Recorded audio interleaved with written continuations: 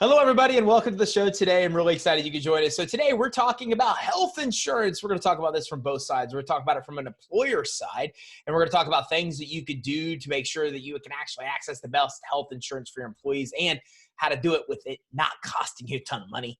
And we're going to talk about it from an employee standpoint as well. And I have an interesting story I'll share along the way of me just discovering what it's like to get health insurance from your employer, where I've paid out of pocket for so long and didn't even understand this world and how affordable it was until recently. So it'll be a lot of fun. So with us today is Steve Watson. Now, Steve is a licensed CHRO and tenured CFO.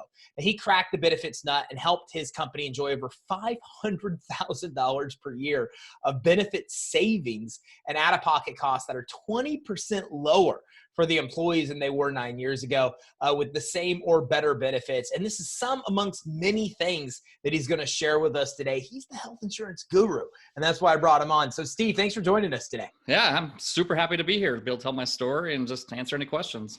Well, it's exciting. I'm really excited you can be here. It's a funny thing in my world. You know, I was in the military. I've been self-employed, I think, since, for 27 plus years.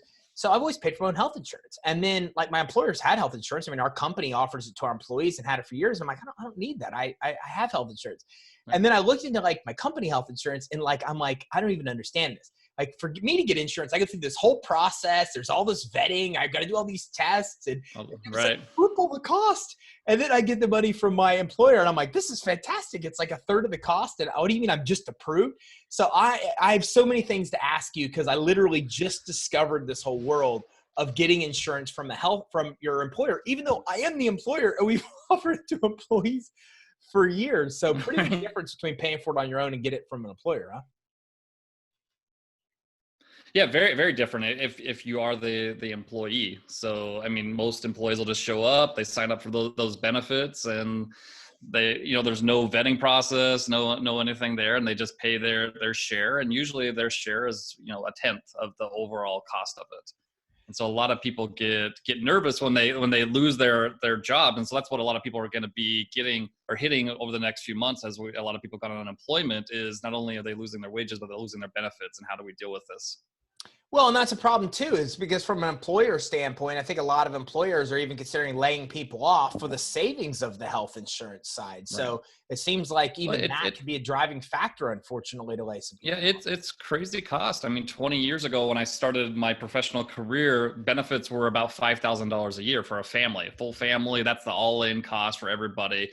And now they're over, I mean, for a family, it's about $20,000. So it's the price of a car right now. Every year, whether you use it or not or anything, $20,000 for the average cost of an employer paid health insurance. And so it's probably a little bit different than maybe you've seen getting it individually and different things, but they can be very, very expensive and a big line item on everybody's business. Well, I want to attack this from both sides, because literally, as embarrassing as it is spending decades in finance, I really did not understand how the system works. And I don't think I do. I don't understand how I went from paying $1,200 a month to Cigna and now get it from my company for a fraction of the cost with better deductibles, et cetera. So how does it work with employee offered, health insurance? Is it the same amount of money, but yet the actual employer, us, the small business owner, is then covering part or all that cost that the employee isn't covering? Usually, yeah, usually. And so usually the cost overall is similar. I mean, it's hard to find an apples to apple plan. A lot of times when people get individual coverage, they get super high deductibles and super high copays and everything. But if you've got a similar type plan, it's just that the employer is picking up a big share of it. They're picking up either half of it or most of it for the employee and half of it for the dependents. It's a big part of our overall compensation as employees that we never realize that our employer is really paying it, that they're paying, maybe $15,000 a year towards our benefits, and we're only paying, $3,000 to $5,000. Is that typically how it works? Is with an employer, they're covering 70% of the cost, the employee's covering 30, or is it different between the plan, or how's that configured? Each employer picks how much they want to do. It's usually industry specific. And so if you're in, my day job's in social work, they tend to have better benefits, and so the employer will pick up, maybe 90% of the employee cost of it. And then companies will pick up how much do you want to pay for the dependents. Some companies will pay half of the cost for the dependent coverage. I'd say, 10 years ago, employers used to pay a lot more of that. And as costs have continued to rise, employers aren't able to like pay any more towards benefits. And so they've been pushing more to employees. And so maybe they only take on 80% of it or 70%. Yeah, the other, and I still find that interesting because in my example, I went from $1,100 a month to $300 a month. And I should probably know how much we pay in health insurance for our team members. Just not my role to know. And I don't like to keep up with a lot of the numbers in the business. I hate to say that. It's true. I have people that do that. I would say that like an employee only plan is usually around $300 or $400 a month, depending on how much, what coverages you have. And then as an employer, you decide out of that $300 or $400, this is how much the employee will pay. And then if you get an employee with a spouse or with a child, it's probably up in the $600 to $800 range. And then if you're a family plan, you're up in the $1,200 to $1,500 a month range. So that makes sense. So it's pretty equivalent cost, whether the employer is paying it or the employee is paying it. It's just a matter of who covers that cost. It can. It's how you set it up. And so I would say like a very traditional, I call them prepaid plans, where you just kind of buy the insurance and you have a flat rate the rest of the year. They should be pretty similar. I mean, an employer technically should be a little bit cheaper because you have scale to it. So you should be able to negotiate a better rate. I would say that's true sometimes or not. But what I find a lot of people doing is the employers are starting to cover some of the costs and more themselves. And they call them either self-funded plans or pay-as-you-go plans. And that's where employers can save a bunch of money compared to like these out-of-the-box plans, off-the-shelf plans. The other thing I thought was interesting is that I didn't have to jump through any hoops. I mean, when I fill out a health insurance application, typically, I have to give all my medical history. There's a lot of things. And then if I have any kind of medical history, I have to provide documentation. But what I think is interesting is that as an employee, I didn't have to jump through any of those hoops. I just basically came in and said, I want health insurance. And they automatically gave it to me without looking at any of those things. So what's the difference there? How's that work? Part of it's the ACA, so you're not able to ask those questions. There's not supposed to be any pre-existing conditions and different things. So that's part of that changes that we've had over the last 10 years with Obamacare, ACA, and part of it's just a numbers game. They just know that if they can get an employer with 100 employees, that there may be one that's going to have something and 99 that aren't going to have something. And so they're going to, if they can get that numbers in there, I mean, it's insurance. They want to play a numbers game. Get a bunch of premium dollars in there and maybe just pay it out for one or two people. What about the rising cost? I mean, that's the biggest problem with health insurance is the costs just continue to rise. So how do you break that rising trend of employee, health insurance cost? Part of it is like, we just think about this world. Like we all say that it's messed up, right? The insurance company, it's always going up. We're getting hosed as employees and employers. But the system works really well for many people. So insurance carriers, if you look at their stock prices over the last 10 years, Obamacare was supposed to kind of take them out or lower it down or something. They're on record highs for insurance companies, hospital systems, even brokers. Now, what happens is a lot of us, when Obamacare was passed, they said, okay, big bad insurance companies, you guys are making too much money. We're going to limit you down to 20%. That's all you can keep for your admin and all that stuff. But do you want 20% of $100 million or 20% of $1 billion? And it just they become money exchangers. I want 20% of $1 billion, right? Yeah, I was going to say, if you're asking me that question, like I didn't mean to stall. Like I thought that was rhetorical. No, like but it's pretty billion. But here's the thing. Like we all think that insurance companies are incentivized to lower the costs. But if they're incentivized just to keep 20%, they don't have incentives to lower the cost. They want it to go up. They need premium dollars coming through. They need things to go up. And so when they're not negotiating extremely low rates with doctors and hospitals and stuff, they're just trying to get everybody in the network, everybody happy, everybody passing through, and things are going to keep naturally pushing up to build up their market share and build up their shareholders. Brokers are actually in the same kind of group. A lot of the brokers we work with that we trust and everything to give us the best plans, they get paid commissions. So they'll get paid 5 to 7% of the premiums. And so if your rates are going up 10%, well, guess who's getting a raise next year? So you're trying to figure out how to pay for all this stuff, but the guy that you're using is getting a raise. And so there's all these people that are set up kind of against you to kind of feed this current system that we're in. Now, how do you save money? You got to get out of the system. You got to do it in a different way. And I'll give like a really small example, but I think it proves the point. So have you heard of the app GoodRx? Yeah. Okay. Have you used it before? I have never used it before. No. Okay. So GoodRx, you should download it right now. If you don't have it, anybody that's listening to this, you should look it up. You don't have to put any personal information into it. It's just an app you have on the phone. And what it does is it brings up all the cash prices and of all the pharmacy, of all the prescription drugs. And so, for example, last summer I needed allergy drops. I had really red eyes. I show up at the pharmacist. The guy's like, this is going to be kind of expensive. And I said, well, how much? He said, it's $235. I'm like, well, I got insurance. That's why we have insurance, right? You got to get it lower. Well, the Blue Cross's rate was $231. I'm like, well, good job, Blue Cross. You saved me $4. Like, really? And so I'm about ready to walk away. I'm like, my eyes are red, but not that red. But then I remembered that app. And so I pull up the app. So in the same place for the same prescription, the same dosage, everything, it was $75 using GoodRx. It was $150 cheaper for me as an employee to use that. And then it gave me a list of, if I drove 3 miles away, it was $20 at the local grocery store. So I've gone from $210 or $230 insurance cost down to a $20 just pay as cash. And I use that example with employers because that's one example of one employee doing it in a different way. And if you add that up over all the transactions over the whole year, there's significant amount of savings. And again, as employers, we just think that insurance has the best rate. Now, as an employer, can I just set up a GoodRx plan and say, look, I pay the GoodRx rates and I'll reimburse you for using GoodRx and save a bunch of money? Yeah. I mean, that's a good example. And that's just one example of many different areas that you can do. So that's an example of saying to your employees, hey, look, whether you get the script or the insurance company gets script, it's still going to be expensive. The best way is to use GoodRx. So we're not going to cover your prescription coverage as part of the health insurance. But what we are going to do is we're going to give you some kind of override, payback, something if you use GoodRx. Yeah, I mean, what's going to happen as an employer is like you got to think about your plan too. And so right now, the plan that you just think about your own personal plan. If you have no claims during this year, who gets to keep the savings?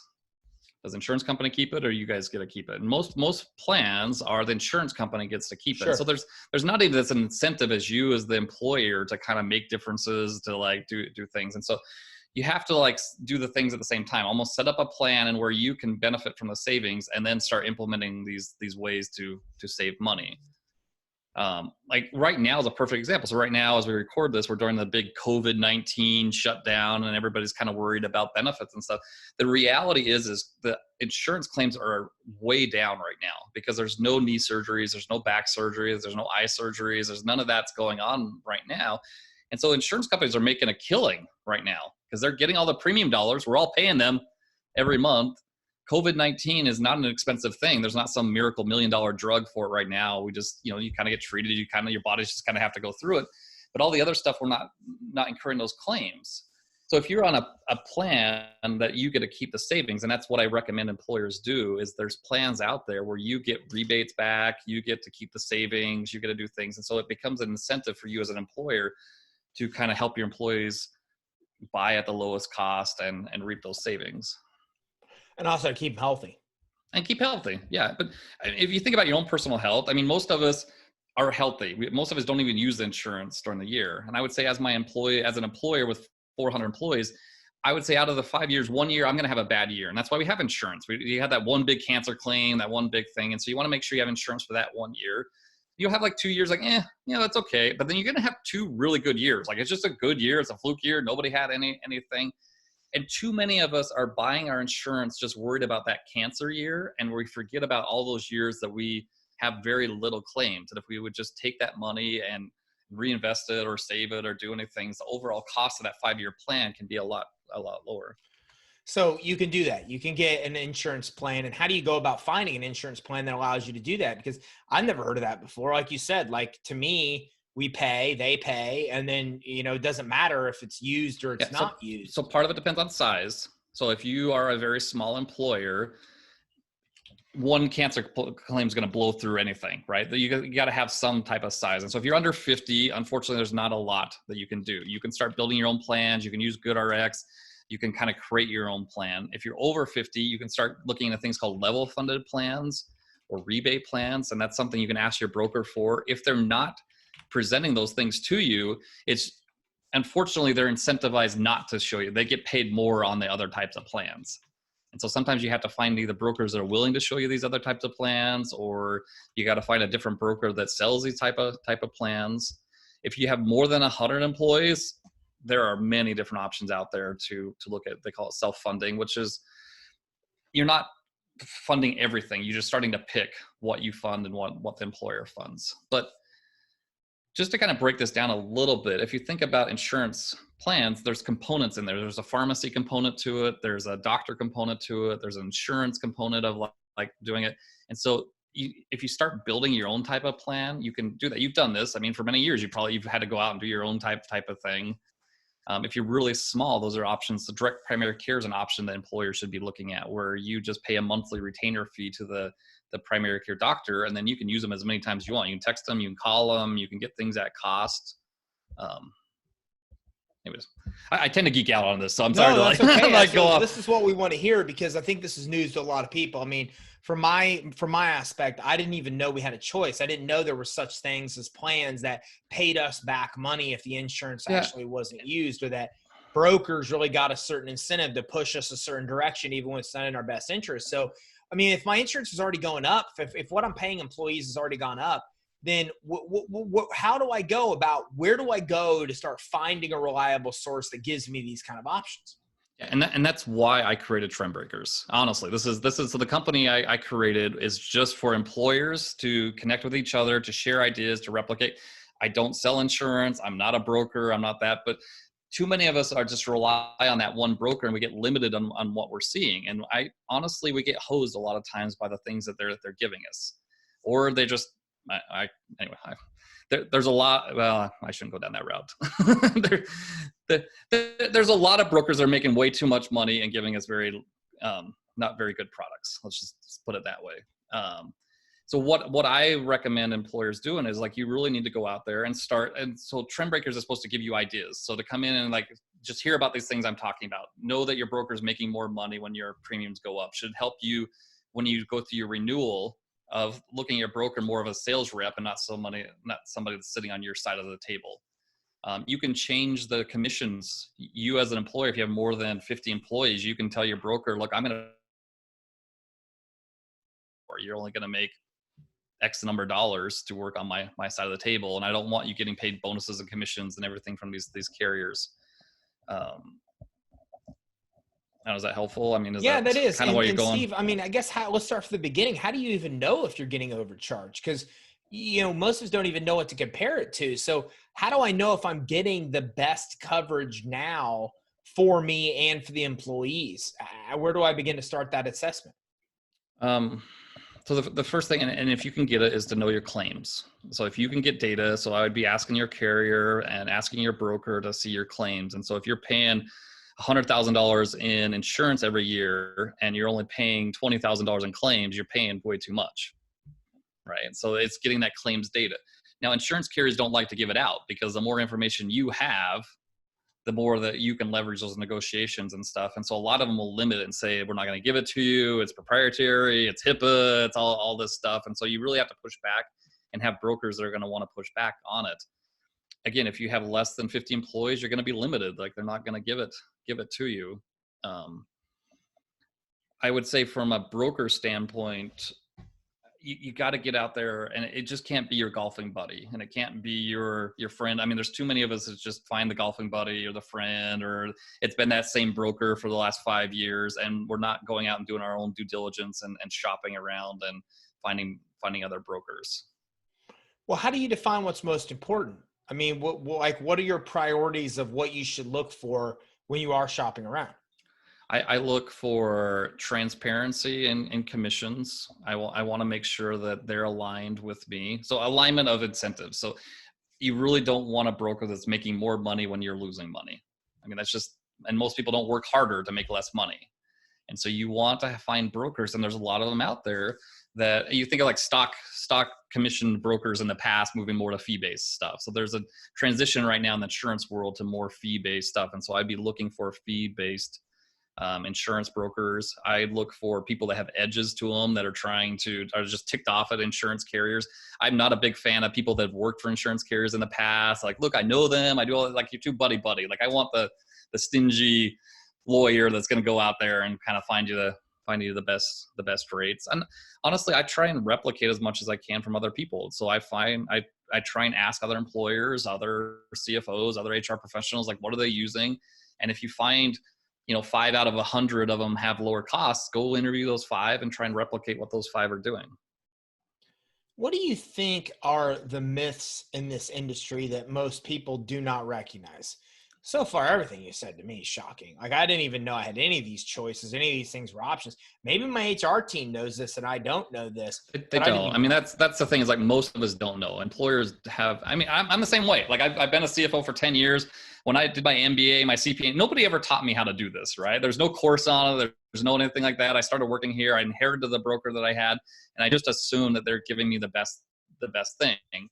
I would say the biggest myth is, and they come and they tell you, look, I work for you. I don't work for the carriers. I don't do all this stuff, but who pays them? Like who sets up the contracts with them? Like all of us, like we don't have any contract directly with our broker. We don't set their commission rates. And so are they really working for us or not?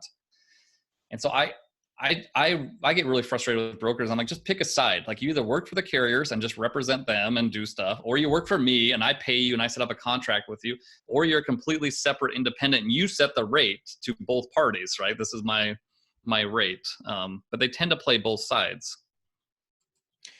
And for those people that are interested in finding the right broker, Steve's website is trendbreakers.com.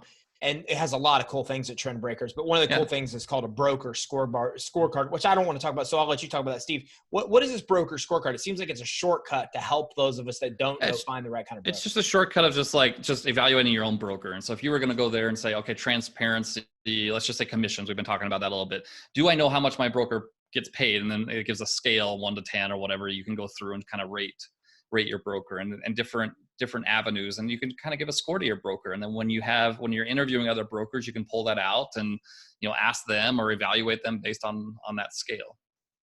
Perfect. So that's really the first step, is to recognize that there's a problem, and then start looking at your own broker, whoever it is, and figure out if they're really incentivized based on, the opposite of what you want.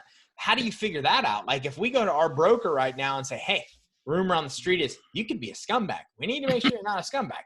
So like, what questions do I ask? How do I even find out if my broker is, incentivized that way or not? What kind of questions do I start asking them?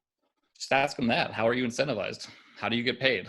Like when do you get a raise and when don't you get a raise? Like how much, I mean, just even a very basic, like how much money do you make on my account? Your agency. Like I want to know, like how much, how do you even determine value if you don't know how much money that they're making? Because I mean, if they're making $100,000, like that's not value. If they're only making $5,000, like look, they're providing me good value for this stuff. You should know that. Like just ask them. But there's many, and I'll just give you an estimate. They should be, the average things between $25 per employee per month up to $40 per employee per month is kind of where they're going to land. So you can add up that they work for. The company that they work for. Yeah, they don't individually make that. They usually make about a third of that individual producer there. But if they say that it's a lot lower than that, they're probably lying and they're not telling you everything. And if they say, well, it's only $5 per employee per month, that's not true. The thing is that brokers, they make a lot of money that you never hear about. They make money off of your long-term disability, off your dental plans, life insurance, Aflac plans. They make money on commission or on bonuses, that if they present one carrier versus another carrier, they can get a bonus for presenting that plan to you. They can get overrides if their book of business is high enough within, like let's say their United Healthcare book of business is big enough and they get a 1-2% override on there. And so you can start seeing as I go through these things that there's many times that insurance policy could be good for them to sell to you and not so good for you as the employer. Because maybe that plan they're getting a bonus on versus the other 3 they're not getting a bonus on. And so they're pushing that. And that's what should be going through your head as you're doing these negotiations. Are they presenting these to me because it's good for them or is it because it's good to me? Makes perfect sense. So we got to figure out how they're paid, and then try to logically figure out, like, is that helpful for me or non-helpful for me? Yeah, And if I find out that they're paid regardless, which is most brokers I would imagine are, you're getting paid the same amount regardless of whether or not, it costs my employees have a bunch of claims or no claims, then I don't want that. And then I need to start maybe do I talk to them to give them a chance to change? yeah. Or do I immediately just start looking for another broker? No, my first foray into this is I was a year as a CFO. I'd been here a year and I had a 30% rate increase. So we had a big claim go on. 30% going up. And I remember looking at my broker and saying, look, I'm not giving you or allowing you to have a 30% increase just because I had one employee that had a stomach ache and had to go to the hospital. Like you got to be aligned on my side. And so right then we changed it to a per employee per month fee. And then we set it and locked it in there. And it's been that same rate for the last, 9 years.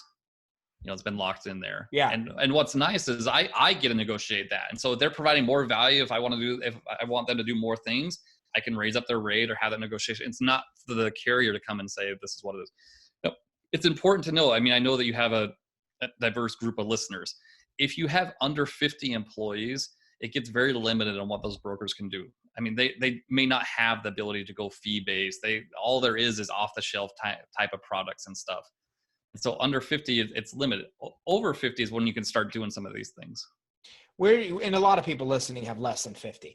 So where do they go to find brokers or to be able to look at the different options they have? Steve, where do they go to find the right broker, or where do they kind of go to find a database or a place where brokers are to kind of find the one that has the right structure for them? All right, I'm back. Sorry. No, that's okay. Technical issues, that's what happens. No worries. So that being said, Steve, where do they go to actually find the right broker if somebody's trying to kind of go, okay, mine's not going to work. I need to find somebody else. I have less than 50 employees. Where are some of the better places to go to be able to find a broker at that point? Yeah, I would reach out to your own network, honestly. And the question I'd be asking is, are your rates going up or are they going down? And I would be finding the ones that it's going down and trying to replicate what they're doing. Trend Breakers is a source. We have about 300 employees across the country. You can hop in and just ask and say, look, I'm in Florida. Do you have any recommendations in Florida or Texas or wherever? And we can go that route, but go within your own industry associations and different things. What you're going to want to start looking for is, trying to replicate. I don't trust what people say. If you call them up and they say, I'm going to lower it down, I'm going to do this stuff. Like, I want to see examples. I want to see other employers and other things that they're doing. For example, if you have 400 employees like I have, I just lowered my cost down 500,000. Come replicate what I've done. And I want to go find the other employers that have done what I've done.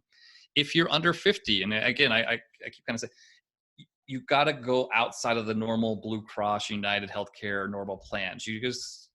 And when you think about it, like, what is it inside of insurance that we want? We want to have a doctor. We want to be able to get prescriptions. We want to not break the bank if we get cancer. We want to have these components for it. You don't have to get those components just through a Blue Cross plan. You can go buy those 4 components separately. And a lot of times, but the thing is you might not have a broker that does that for you. You may need to go build those things. So Makes sense. Components, like a GoodRx for your employees, finding a direct primary care doctor that you can pay directly. Getting a Sedera is a very good kind of insurance plan. It's kind of a cost sharing plan that you can share at that level. And it's, things that you may have dealt with just personally as you were buying your own insurance. You can do that as an employer for all of your maybe 20 employees or 30 employees. You can also set aside your own money and say, look, okay, I know that if I set up the Sedera plan, it's going to be a $500 deductible. As an employer, I'll pay half of it, because I know I'm going to save a bunch of money. I'll just kind of set it in my coffers here. And if I need it, I'll pull it out. If I don't need it, I'll save it for the next year. So if I'm doing this, I'm meeting with a broker, what's the 3, 4, 5 things that I really should be asking? What am I looking for to make sure that I'm on the right track? I want to make sure that they're not just sending you the generic plans. So if you're going to keep seeing the same plans over and over again, or the same things that you've seen at other brokers, like, you want things differently, like the things that I've been telling you, like, how do I set up direct primary care or pharmacy? How do I do things in a different way? They're harder to find. I mean, out of, 20 brokers, you're only going to find like 2 or 3 that may be talking like that. And so you need to do a little digging there, because they get paid a lot, really good money just to sell the generic product. And so a lot of them aren't incentivized to do this. I talk about this a lot, but getting aligned in incentives has a big influence, because then they're going to start working for you, and then you can incentivize them if they are able to lower the money down, lower claims down and stuff, they win. So you want to see if they talk about that, and ask them about that, ask them what's important to them. I would ask them about case studies of ones that they've worked with and how they've been able to lower costs down. I personally I would make sure that finance and the CEOs are involved and not just having it run through HR. We don't hire HR professionals to be analytical and lower costs and look at budgets and do stuff. We hire them to recruit, retain employees, and compliance stuff. It's not a skill set that they have. And so if you're giving it to HR, you're probably paying too much, because HR is going to be influenced by keeping all the employees happy, making sure all the bells and whistles are in there, then make sure it's compliant. They're not going to look at the costs. They're just going to kind of assume what it is. And I think too many employers are just giving it to the HR. So it's another one. What about outside of health insurance? You briefly, touched upon this earlier, but what aren't we thinking about there? Because there's a lot more that these same strategies work outside of health insurance, right? Yeah, I would say, I mean, you just think about within your own business, like a lot of us have tightened down everything on, either rent or, we were talking about before we got on this call about, whether we need office space or can work remotely. We talked about salaries and stuff. This is the one area, this is, I think, one of the last areas that employers haven't cracked down on. Like, not a lot of people want to open up this nut. It's easier just to let it go. I would say taxes is another one that a lot of us, I think there's a lot of different strategies that we just trust that these brokers, these CPAs and different things are doing the best for us. But the more that we can get out there and kind of set things up in a different way, I think there's a lot of savings out there. Makes sense. This benefit area, there's huge amounts of money. I mean, $500,000 is a lot of money that I can now take and reinvest in my employees, into wages, and into the business, into capital projects, into lowering the benefits down for everybody. And what we did was we just changed things on the back end. Again, you think of that GoodRx thing. I still got that same prescription. I just got it at 1/10 the cost. And so I didn't lower the quality of healthcare. I actually increased it because I wouldn't have got that prescription. I would have walked away with my red eyes. And so here's a way to give better quality care. I'm not saying that I want people to go to the doctor. I want them to get the care. I want everybody to be healthy and working and doing stuff. I just don't want to overpay for it.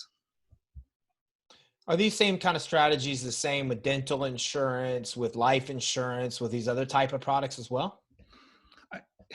Yes and no. I mean, dental, we've had the same, $1,000 max that they'll pay for 20 years or something. So there's caps inside of dental. There's a lot of things that you can just self-fund. Do we really need to have these things? Short-term disability or long-term disability or different things, we need to look at them and say, is it easier just as an employer just to pay for these things if they come up or not? And it'll depend on how many employees that you have. Gap plans, I'm not a big fan of gap plans, which is where they come in there and they'll basically pay you $1,000 if you go to the hospital, or they'll pay you money if you use a deductible. Most of the time, if you do the math on them, it's just easier just to pay for those things yourself. I would say most brokers don't even understand long-term disability, short-term disability, all those things from a cost standpoint. They make all their money on the medical side, and it just becomes these ancillary things that we just discuss as business owners. We can throw that in, and we just move on. But I personally haven't found a ton of savings in those areas, just being honest here. How does Trend Breakers work? For my company? Yeah. I mean, you have a great site, trendbreakers.com. Yeah. A lot of great information. So tell me about what you do and how you can help in this area. Yeah, this all started out because I was doing my own learning. I was trying to do it. I had a CFO consulting company on the side, and there was an insurance broker that needed some help. And so I became their CFO, and I started seeing all this money flying around and all these incentives and stuff. And I just thought that if employers knew this, they would make better decisions. But I couldn't find it out there. There's no Amazon reviews. There's no Yelp reviews for brokers. There's no kind of outside source. And so I decided, well, maybe I'm the one that's gonna create that. So the idea is it's just for employers. I don't allow brokers in there, carriers. I have social media groups that people can get involved with and share ideas and talk about it, bring speakers in to talk about it. The way that I monetize it is that I give all this information out for free generally, but if I'm going to come consult with a company, then I'll have a one-on-one consulting fee to look at your individual plan, help you find an individual broker. I can do that for you and kind of just be on your side of the table. I also, if you're in certain areas, I've already kind of built out the plans. I have all the kind of the partners in place and stuff, and I just give referrals and I get a referral fee from them. So that's how I monetize it, how I feed my family off of Trend Breakers. Anything else I should have asked that you think is worth sharing with our audience today about how they can save on health insurance? I would just, I just go with it a wary eye. Like we all want to go buy a used car. We all like know that we're going to get screwed if we just kind of let them do it. So we go to consumer reviews, Yelp reviews. We take a friend with us there. You have to do the same thing for health insurance. It's too much money. I mean, for my company with 400 employees, it's $3 million a year. You know, if I was able to find $500,000 in new business, everybody would be super happy about this new revenue source and all this stuff. This is $500,000 straight to your bottom line. I mean, how much revenue do you have to create $500,000 of bottom line costs? And so it's a big area. And I promise you, there's a bunch of savings out there if you just do a little bit of the work and a little bit of the digging. Steve, thanks for joining us today. You're welcome. So everybody, the website is trendbreakers.com, and a really cool broker scorecard here that you're able to get at absolutely no cost. So you go to trendbreakers.com, you scroll down at the bottom, and you're able to grab this great broker scorecard. Where that way you can kind of go through what you need to know to find the right broker that can actually work for you and not against you. And as Steve said, he saved $500,000 with the strategies he talked about here. So you can do the math, guys. That's a lot of money per month, $45,000 per month. He's saving that he's been able to reinvest back into the health of his employees, back into the growth of his company. So to learn more, make sure you visit trendbreakers.com and make sure that you download the broker scorecard. Thanks everybody for tuning in. Have a great day.